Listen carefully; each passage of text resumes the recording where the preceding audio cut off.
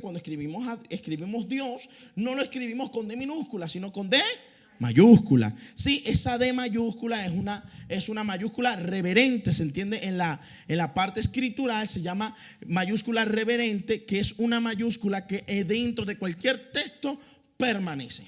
Cuando hablamos de el Hijo de Dios, H mayúscula, aunque esté entre texto. Espíritu Santo, cuando hablamos del Espíritu de Dios, E mayúscula. Pero en este caso, cuando hablamos de Dios o Elohim, debemos tener o entender a qué Dios se refiere dentro de su contexto. ¿Sí? ¿Claro hasta ahí? Entonces, hay algo importante que me encanta de Elohim, que la palabra Elohim no es una palabra singular. La palabra Dios no es una palabra singular, es una palabra plural. Y esto te tiene que llamar la atención, iglesia, porque cuando hablamos de Elohim o hablamos de Dios, nos estamos refiriendo a un ser majestuoso, grandioso, pero que tiene una Trinidad. Es decir, de que cuando hablamos del nombre Elohim, estamos hablando de la Trinidad de Dios. Y es interesante porque estamos hablando de la supremacía de Él. Ejemplo, cuando hablamos de Elohim, antes de entrar en el punto de la Trinidad o del poder, también tenemos que entender que la manera como se resumía el nombre de Dios era la palabra Él. Dice, ¿cómo? Sí, la palabra Él, E-L. Entonces, cada vez de que se tenían que referir a Dios, veíamos el término El Shaddai, El Adonai, El Jireh, El Rafa, porque la palabra Elohim, Él, era la manera abreviada de Elohim, que es Dios. Amén. Bien, pero ahora debemos entender de que el Padre, Dios, creador, soberano, el que creó los cielos y la tierra, en Génesis 1, se ha revelado por su creación. ¿Por dónde se reveló? Bien, pero cuando vemos la creación, la majestad, no podemos acceder a su persona, sino solamente al testimonio de su grandeza. Y vamos a ir rápido a Romanos capítulo 1, versículo 20. El texto declara de esta forma: porque las cosas invisibles de Él, atención, su eterno poder y deidad se hacen claramente visibles desde la creación del mundo, siendo entendidas por medio de las cosas hechas, de modo que no tienen excusa. Pablo en su tesis, cuando está hablándole a los romanos, les habla de que no hay nadie que pueda decirse ateo. Elimina el ateísmo con el argumento de la creación, ya de que cuando hablamos de creación tenemos que hablar de la causa y el efecto. El efecto es la creación y la causa es Dios. Y la persona que lo causó tiene que ser un ser incausado, ¿sí? Etimológicamente hablando, Dios es incausado. No tiene ni principio ni fin, no cambia. El Dios que creó el tiempo no lo puede dominar el tiempo. El Dios que creó la materia no puede ser dominado por la materia. El Dios que creó el que creó el universo, el espacio, no puede tener algún limitante. Por eso Dios es Elohim, es eterno, es supremo en gran poder y deidad, valga la redundancia. Entonces, el Padre se revela a cualquier persona a través de la creación. ¿A través de qué? Si no podemos creer bajo el testimonio de la creación, no podremos creer bajo el testimonio de la redención. Lo voy a repetir. Si no podemos creer en Dios bajo el testimonio de la creación, no podremos creer por el testimonio de la redención. No podemos acceder a lo eterno de Dios si no podemos creer en lo más tangible que existe, que es la creación. Cuando usted se mira usted en el espejo, hay un ADN que se refleja delante de sus propios ojos, cuando ve su cabello, cuando ve su piel, incluso la manera de cómo habla. Todo eso tiene que ver con su ADN. Y eso es tan complejo que necesita una mano inteligente que lo cree. Eso tiene que ver con nuestro creador soberano. Soberano porque no necesita a alguien supremo que lo gobierne. Soberano porque Él toma las decisiones de la mejor manera. Pero me encanta porque en el libro de Proverbios dice que la sabiduría la tenía Dios tomada de la mano para crear todas las cosas de manera correcta. Dios es sabio. Dios no es un rey soberano. Él no es tirano. Él no es dominador. Él es un Dios sabio que mientras establece su gobierno es de verdad. Su gobierno no cambia. Su gobierno es sempiterno, porque Él sabe lo mejor para nosotros. Entonces eso tiene que ser una gran alegría para nosotros. Y tú dices, ¿por qué? Sencillo, porque estamos sirviendo al Dios más sabio que existe, el único, el que no tiene sombra de variación, el fiel a sus promesas, el que no cambia. Ese es nuestro Dios. Pero debemos saber que Cristo es quien nos revela a Dios como un Padre. Y el Espíritu Santo lo confirma. Cuando leemos Romanos capítulo 8, versículo 16, el texto bíblico de manera implícita dice: pero el Espíritu da testimonio a nuestro espíritu que somos hijos de Dios. La única forma de acceder a lo soberano del eterno Dios es por medio del Hijo. Porque al fin y al cabo Dios es un ser infinito y no podemos acceder a Él bajo el lenguaje finito. Somos seres muy finitos. Sabemos que somos seres limitados. Lo vimos en el 2020. En el 2020 tu trabajo, tu empleo, tu dinero, todos tus ahorros no pudieron sostenerte. No te libraron de la pandemia. ¿Sabes? Porque somos seres limitados. Somos seres que por muchas planificaciones que hagamos, una pandemia nos cortó las alas. Somos seres que por muchas libertades que tengamos en el momento de la pandemia, nadie podía volar. ¿Sabes? He entendido de que mientras sirvamos a un Dios soberano, tengo un lugar donde confiar, y es el Dios que no solamente es un Dios lejano, sino un Dios Padre que nos ha dado adopción por medio de Jesucristo, y eso es digno de celebrar, porque es el Dios soberano, creador, y de Él yo soy hijo. Aleluya. Pero Juan capítulo 1 versículo 12 dice: más a los que les recibió, los que creen en su nombre. ¿De quién? De Jesús. Les dio la potestad de ser hechos hijos de Dios. Y la Trinidad se ve reflejada en ese Elohim. Porque cuando hablamos de la pluralidad, lo encontramos, la revelación más clara, lo encontramos en Mateo 3:16. Cuando leemos Mateo 3:16, dice: y subido Jesús del agua, después de ser bautizado, se abrieron los cielos. Bajó el Espíritu Santo en forma corporal de paloma.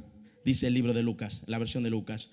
Y dice: y se escuchó en el cielo una voz tronante que dijo: este es mi Hijo amado, en el cual yo me complazco, tengo complacencia, me alegro cuando lo veo.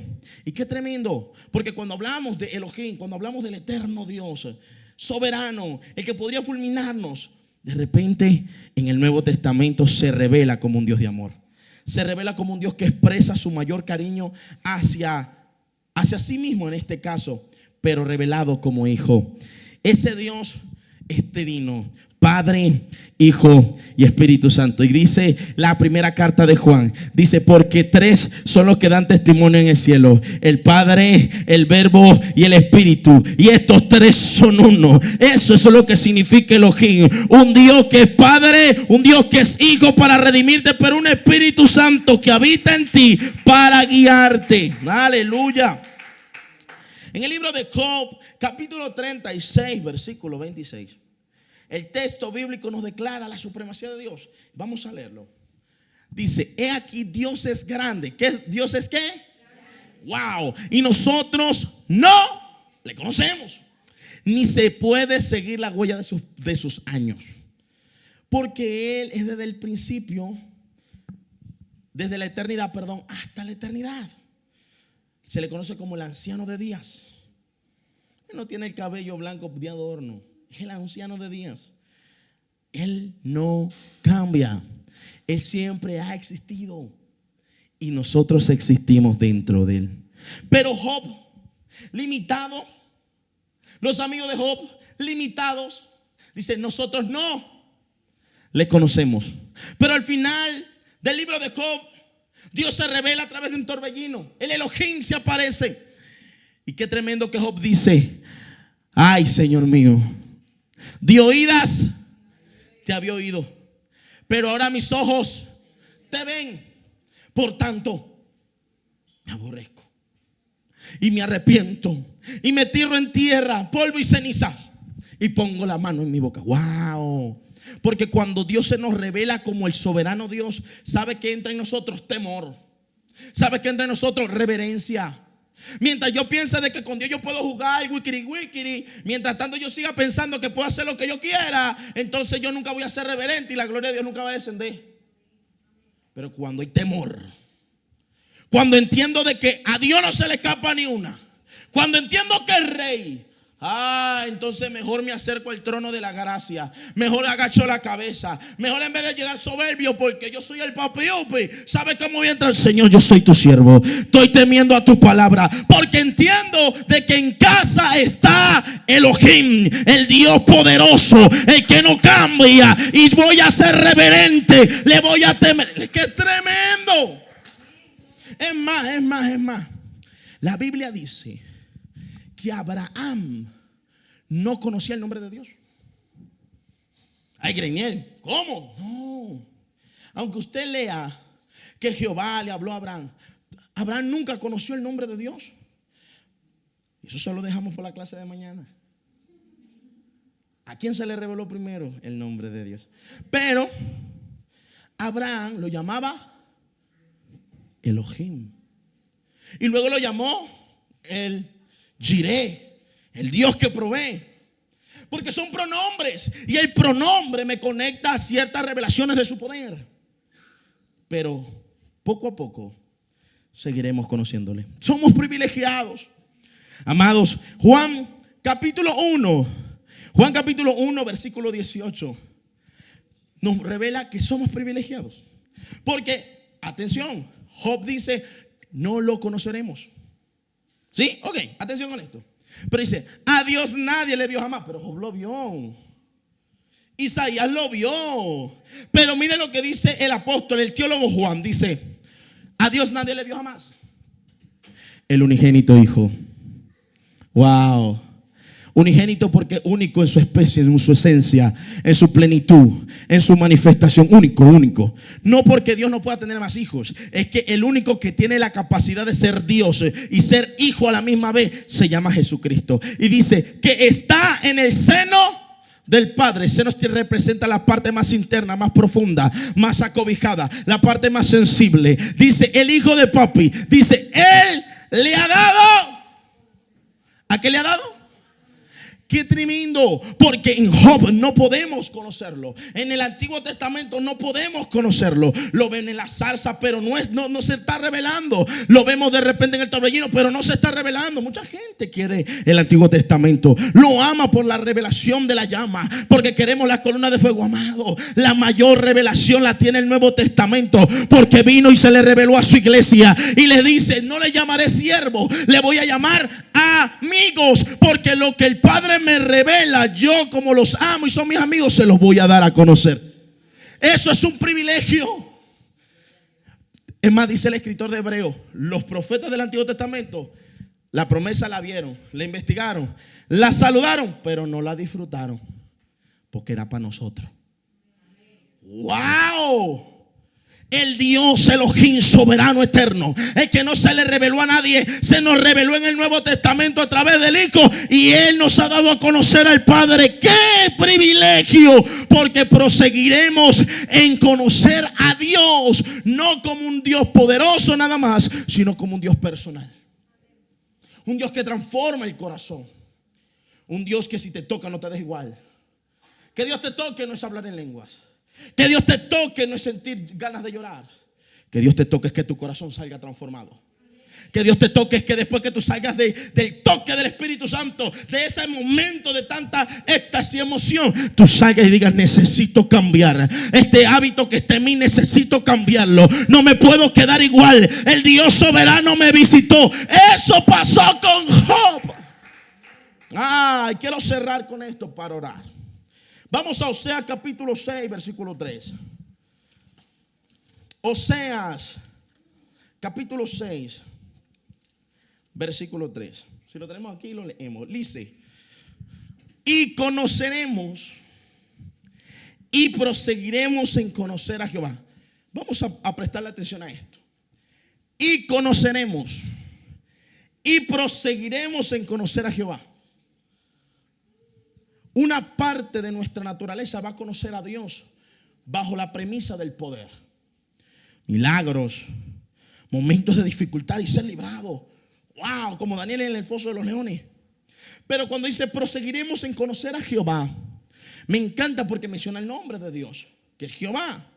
Pero es porque Dios quiere tratar con lo personal. Dios, más allá de revelarse en poder, que es poderoso, Él quiere transformar el corazón.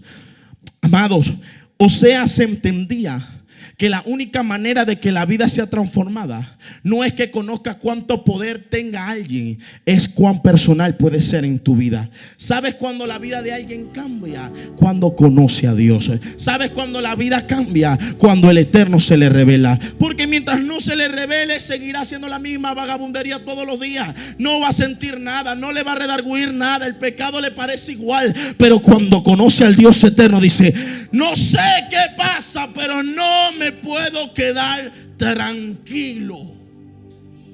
Eso es lo que dijo Oseas, porque dice: como el alba está dispuesta a su salida, vendrá a nosotros como la lluvia. Escuche, como la lluvia tardía y temprana a la tierra. ¿Cómo va a venir? Como la lluvia. La lluvia le pregunta a alguno de ustedes si va a caer o no va a caer. La necesitamos. A veces nos incomoda,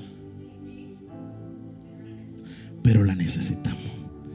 Ese es el Dios soberano, el que en el principio dijo: sea la luz. El que cuando vio todo desordenado y vacío, pudiéndolo dejar así, no lo dejó así.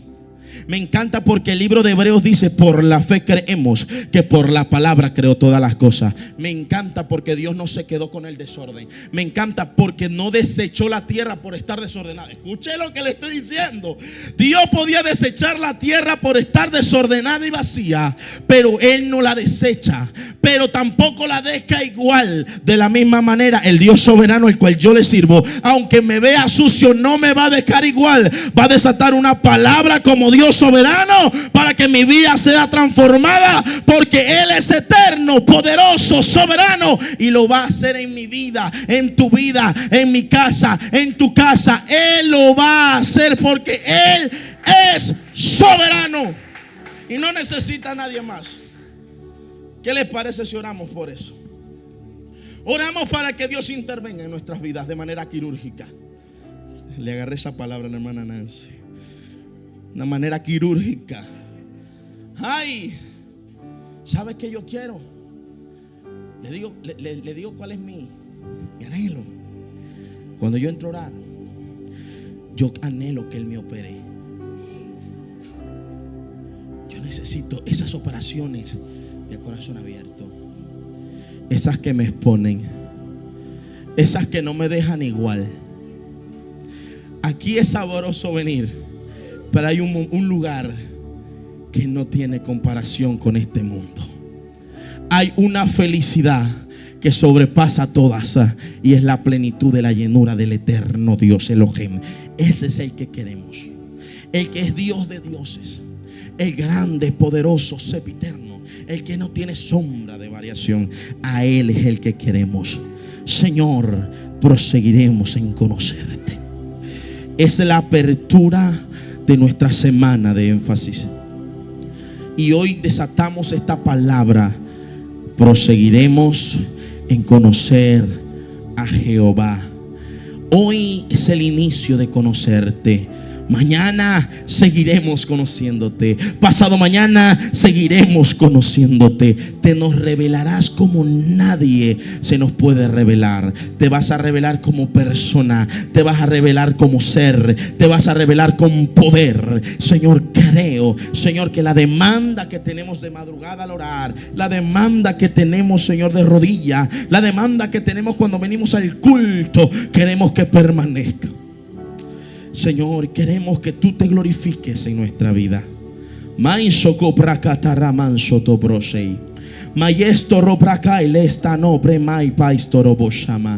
Entregamos nuestro corazón para que tú nos ministres y para que tú operes, Señor, con toda libertad, como solo tú lo sabes hacer. Señor, hoy, Señor, día 5 de enero, abrazamos el reto de fe en ser ministrados por tu Santo Espíritu. Levante su mano, adoremos un minuto al Santo, al poderoso Dios. Hoy que Él le ministre su corazón, aleluya.